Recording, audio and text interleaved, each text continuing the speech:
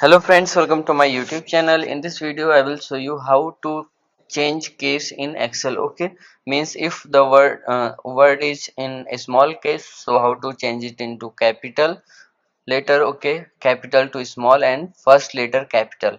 Okay, cases in Excel it is called, small letter is called lowercase and capital letter is called uppercase. Okay, so how to convert lowercase to uppercase and uppercase to lowercase, and first letter is uppercase, okay, or first letter capital letter.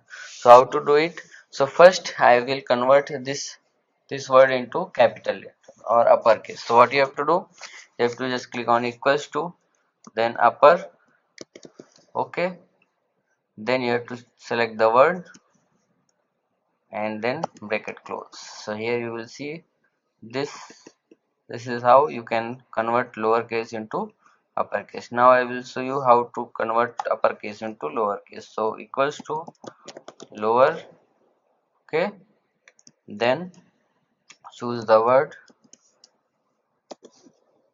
So like this you can change uppercase into lowercase. Now in this section I will show you how to change first letter into uppercase, okay, or capital letter. So equals to proper, okay, then choose the letter. So here like this you can change all these things.